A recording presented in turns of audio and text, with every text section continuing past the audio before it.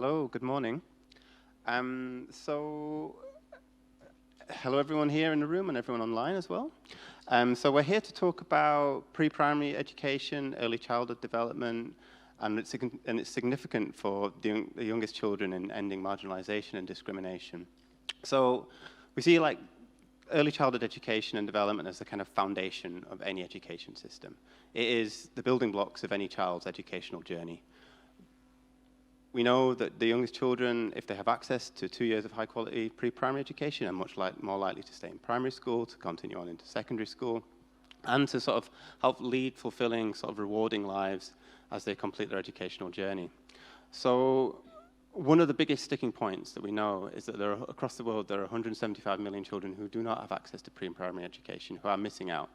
And these are among the most marginalized and discriminated children in the world.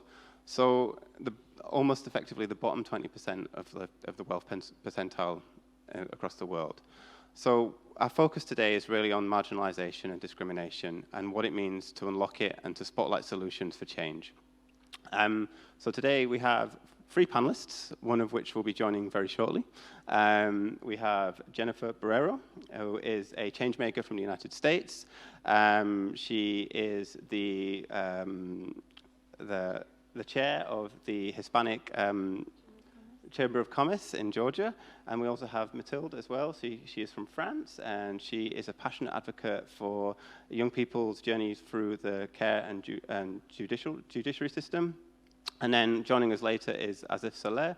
He is the executive director of BRAC, and has a distinguished career in the public, private, and NGO sector. He was also responsible for delivering a big outreach of mobilization of broadband across Bangladesh. And also, although she's not here with us today, Sarah Brown was due to chair this session. She unfortunately could not make it because of the funeral taking place in London with Royal Highness the Queen Elizabeth II. So although she cannot make it today, she has been able to deliver a short video recording for everyone to see. So we can play the video. It's with great sadness that I cannot be with you today at the Transforming Education Summit. Her Royal Highness, Queen Elizabeth II, was a champion of children's causes around the Commonwealth and the whole world. She likely would have been a patron to many of the organisations represented in the room. This underscores the importance of all of our work. For too long, too many world leaders have ignored the education needs of the youngest children. Theirworld is calling on serving world leaders to commit at least 10% of their education budgets on pre-primary education. International donors are currently investing just 1.2% of their budgets on early childhood education, 1.2%. And most countries are also failing to reach the minimum thresholds of investment in these crucial years. This needs to change. Even before the pandemic, 175 million children, or just under half of the world's pre-primary school-aged children, were already out of pre-primary education. You know, without learning opportunities in the earliest years, the poorest, most marginalized children start primary school already behind their wealthier peers. This is why it is so important that every child has access to 2 years of high-quality pre-primary education. We know that children who attend pre-primary have a better grasp of basic literacy and numeracy skills. It increases their chances of finishing primary school. And not only does this opportunity for children put the Education Sustainable Development Goal in reach, but it also means we have a better chance of achieving other goals, such as ending poverty and reducing inequalities. The Transforming Education Summit can be the turning point. By working together, we can unlock the future of the youngest children. So that was So that was Sarah's message. She's the chair of Theirworld. So I am the senior policy lead for early childhood development at the organization. And for many years, we've been campaigning for basically on behalf of the youngest children to ensure that they get at least, as she says, 2 years of high quality pre-primary education. And it's a kind of call to action. So the theme of this Transforming Education Summit for us is this message that's resonating from young people. They're urging world leaders to let them learn. The youngest children's voices are not in the room. We have an opportunity now to deliver change for them in a very meaningful way. And although Theirworld has been campaigning for this, it's also a collaborative movement as well. We've been working with organizations from across the world, including BRAC, others like the Early Childhood Development Action Network, the Sesame Workshop, and many, many others. And we've been working together to kind of shape the message, to kind of collaborate and to sort of put to world leaders a clear call to action. We have 3 simple messages. We want world leaders to invest early, so to focus on the needs of the youngest children, but we also want them to invest wisely, so focus on high quality learning, not just buildings, but also thinking about things like teacher training, teacher salaries, investing in high quality learning resources like toys that are age appropriate, that are language and culturally appropriate. But we also want world leaders to invest equitably as well. So you need to see action which is focused on the most marginalized children. We know that 1 in 5 babies across the world are born in conflict-affected areas. A strong and clear investment in the early years will do wonders for their lives. It will help sort of mitigate the effects of trauma, help build resilience, and also provide the foundations to give them the best start in life. So with that in mind, we're going to sort of turn to our panelists now and sort of get their views on why this is important. And I think we'll start with Jennifer. So as a youth campaigner, I think, what do you think it's important that world leaders invest in early childhood development and education? Well, when we think about prioritizing SDG 4, and the transformation of education, we're usually talking about efforts that are being put into the latter years of a child's schooling. Over the past few days, I've had the pleasure to sit in on many panels and listen to government leaders, public and private senior officials to get a better understanding of what their specific plan is to address this education crisis. And there's a common thread between most of their plans, and that is it is focused on post-secondary education. So that could be a company's certificate program for future applicants. It could be internships or apprenticeships, which are great. We need all of these. But if our first point of involvement in a child's education is at the end of their secondary schooling, we are far too late. We know that 90% of a child's brain is finished developing at 5 years old. 5 years old. Yet governments all over the world are consistently underfunding early childhood education and development resources. This means that governments are essentially abandoning our youngest children who are too young to even defend themselves. I see this play out in the work that I do with unhoused youth in the United States. When you are a young person that is experiencing homelessness, you can only really focus on a few things. Where will I sleep tonight? Where is my next meal coming from?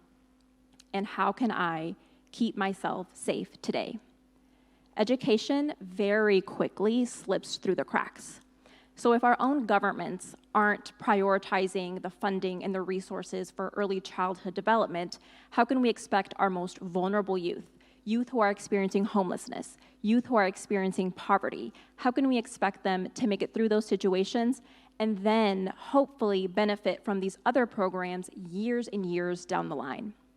Governments are robbing our youngest children of an opportunity for a fair chance at education and at life, and that's why they need to prioritize it. That's a great answer. Thank you so much.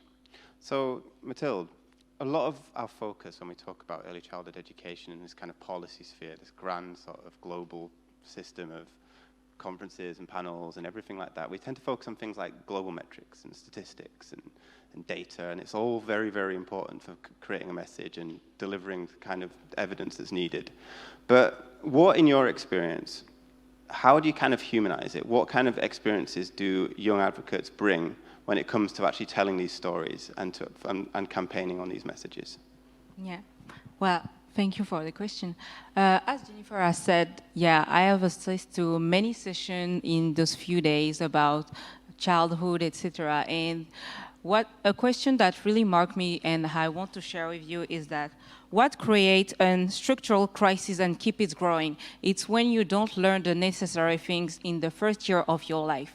And to illustrate this, I want to talk about a story that I lived. Well, I used to work with children in foster care in France, and I had to take them to school, judicial court, or a medical appointment. And I had to take to school one children which was 3 years old, Preston, and it was the first time that I had to take a child this young in school. And it was 7 in the morning, he started crying a lot because every day he had to face a new person. And the real question is, how can you develop after such traumatic experience in your life? And it shows that being deprived of a family really affects you, your well-being and all of your life, and how will you grow up. And also, it will affect how he trusts people, his relationship with others, and his mental health and his health. So the thing that I want to emphasize really is that we have to reduce inequality from this early childhood, these early years. Like the system of inequality start in the early childhood of children, and we really have to focus on these years. Thank you. That's really good. So I think it's a really obviously important moment. The Transforming Education Summit doesn't come around once in a lifetime. So this is a real good chance to actually illustrate a message to world leaders about what you need to think change, what needs to change. So if you have one message or one idea that you would like to give to them, what would it be? Well, first of all, I would be remiss not to acknowledge the privilege that I've had to be at the UN and to even sit in these rooms with these leaders as we talk through these decisions, and the appreciation that I have felt this whole week wholeheartedly for that experience. But I have to be honest, it can be frustrating to fight so long for youth to be in the room when these conversations are taking place. And we walk in with questions, and we are met with leaders who have pre-written scripts. That can be disheartening for youth.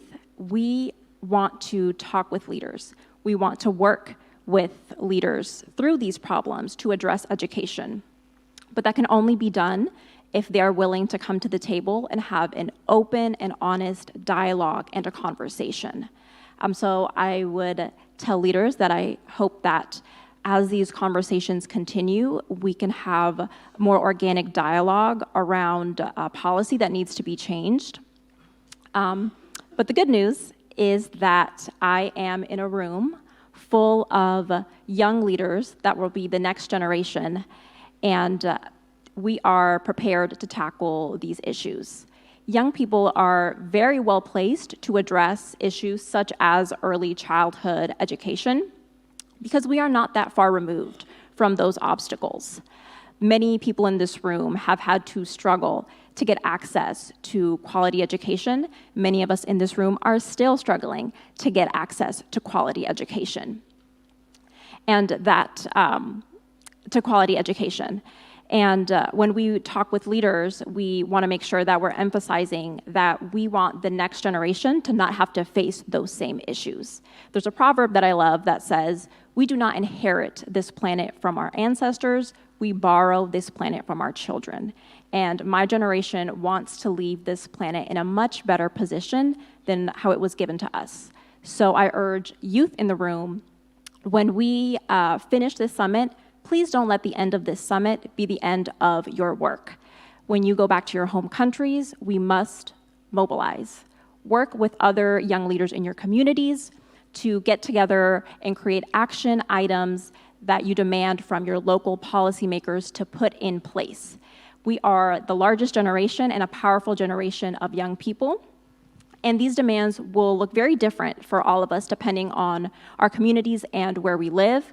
But the one thing that governments can do, the bare minimum, is to commit to invest at least 10% of education funding into early childhood development so we actually give our children an equal shot and opportunity. It has been a long marathon to get youth in the room and be listened to by leaders. And it will be longer still to get children to be adequately listened to. But we are at the precipice of change. However, the longer we wait, the gap of opportunity becomes wider, the gap of opportunity becomes steeper. So until we reach that goal, our marathon continues. Thank you. Thanks, Jennifer. So Asif, I'll come to you in a moment, but Mathilde, you have one message you want to give to world leaders about early years education and development. What would it be? Yeah. Well, what would it be? It's really to break the cycle of inequality that is being made from the early years of a child, and really to invest in those years, because children who grow up with insecurity, unsafety, etc., will become adults with problems in the future, and that's why you need to invest in the early childhood education. Mm-hmm. So, Asif, hello. So BRAC has an exceptional record working with governments and to achieve change on early childhood education. So we've talked a lot from the perspective of young people about why that change needs to happen, but I kind of wanted to get your take on how it actually happens. What's the kind of, the secret sauce that delivers change and increases investment in the early years, increases focus, and ultimately improves children's lives? Thank you so much. Can you hear me? Is that on? Thank you. First of all, apologies. I was coming from the Clinton Global Initiative and got stuck in the middle. It was just unpredictable traffic and weather. So I think, I so echo what all of you have said. Particularly, I'm glad that I caught that bit. But the coalition building is very important for any of this work to take off. And I think our experience shows that it is possible when you actually also develop a model that works and you demonstrate with the government, with the policymakers, at what cost and how it can be done. So this is what we have tried to do all along, that in different contexts, once we figured out that there is a gap, be it non-formal education, be it early childhood development or other formats, we develop models, which is low cost, effective, and well-researched, right? So on the early childhood development, I think this is the other thing, that we don't need to reinvent the wheel. There are models that are out there which can be delivered at lower cost, at the hard-to-reach areas, because this is how we designed it, that using local indigenous material, kind of the beauty is how you deliver it on a play-based mode, right? So when we first started talking about it, nobody else was talking about it in the country, in Bangladesh. But then some of these models were developed, and in 2017, when we had a huge influx of Rohingya refugees coming in from Myanmar in Bangladesh, we thought that here, and predominantly the refugees had a lot of children and women at that time in the early stage, that here is something that we can start early. So we developed a different model, which is based on what we call play labs, with humanitarian play labs, so which had an element of everything that we do in a traditional play lab, but also the social and emotional learning, and also the counseling bit, socio-emotional counseling bit, because these children have gone through extreme trauma. And not only it helped those children to kind of create a sense of normalcy and learn through this process, but within the camp, actually, it gave a sense of normalcy.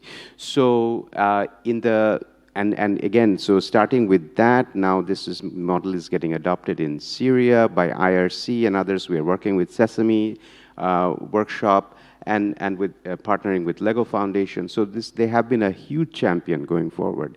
But then how do we change national system across the board? Of course, I mean, once we started doing that in a relatively smaller capacity, then we have involved the government in this process.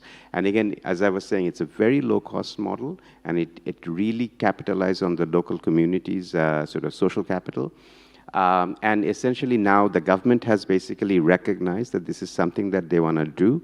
So we are working with them together to develop the national curriculum, the 2-year curriculum in Bangladesh, to roll this out across the country. So I think this is it goes back to that African proverb that if you want to go fast, go by yourself, but if you want to go far, work with others. Yeah.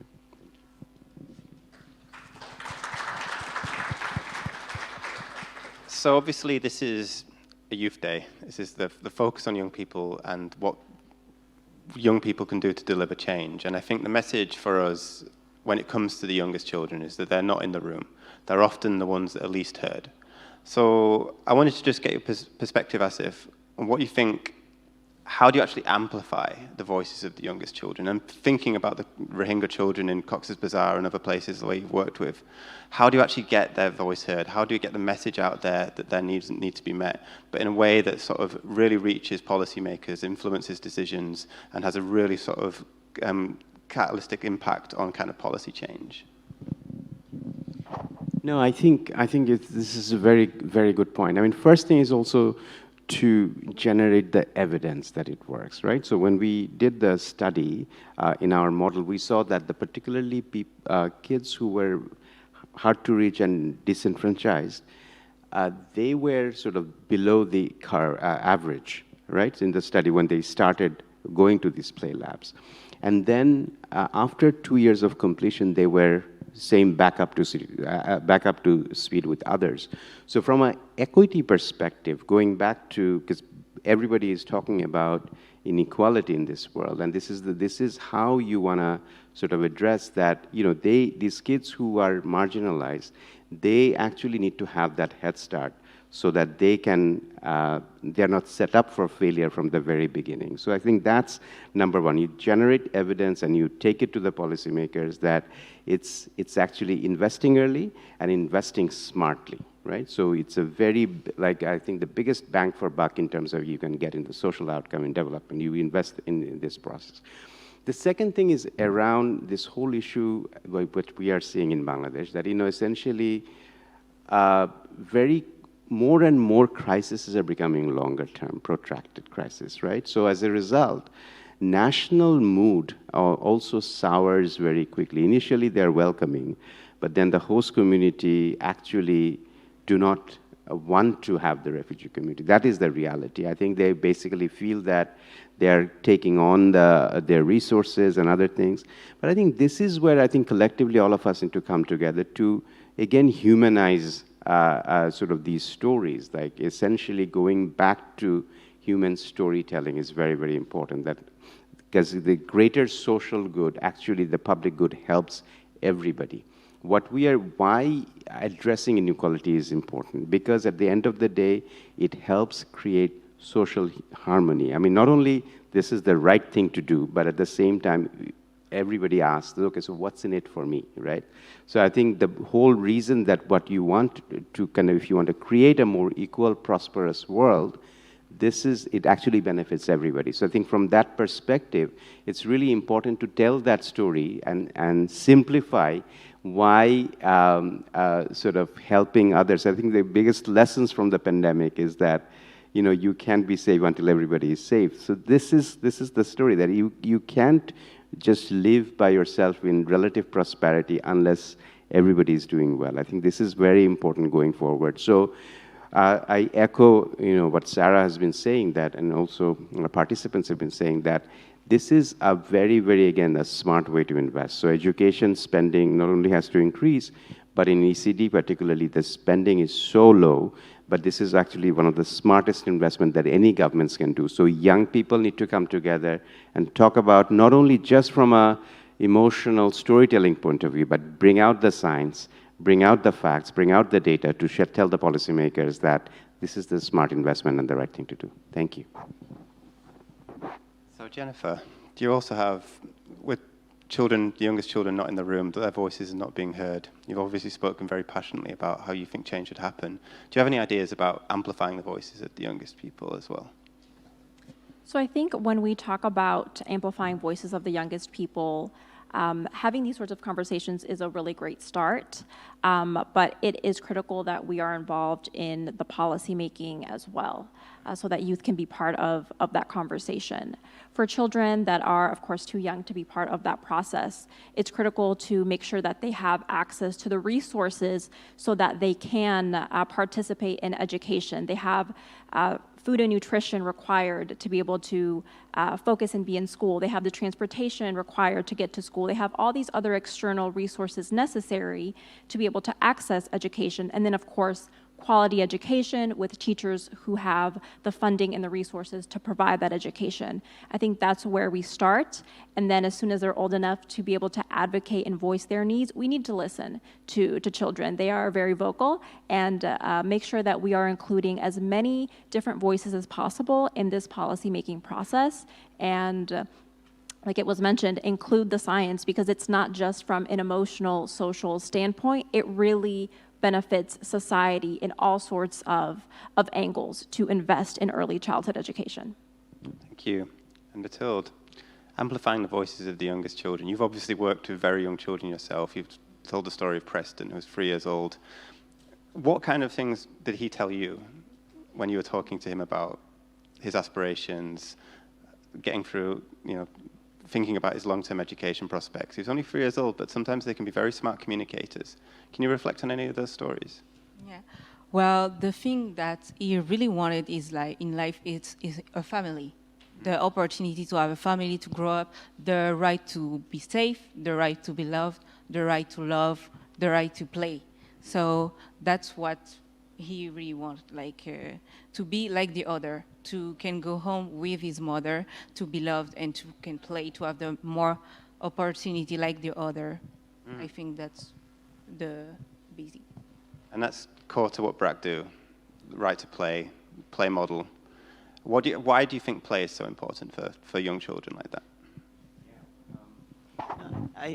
I think it's just a natural way easiest way to learn. And I think you don't want to take their childhood away.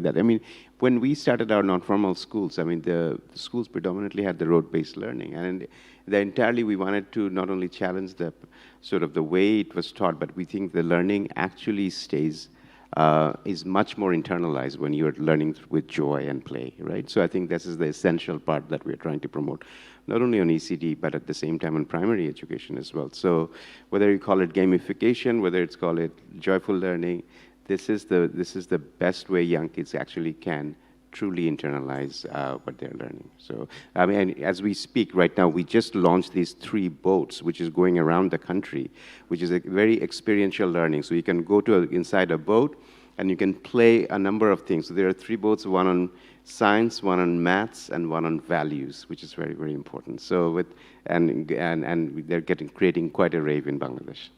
Thank you. Sounds amazing. I'd like to be on one of those boats myself. So I think that probably wraps everything up.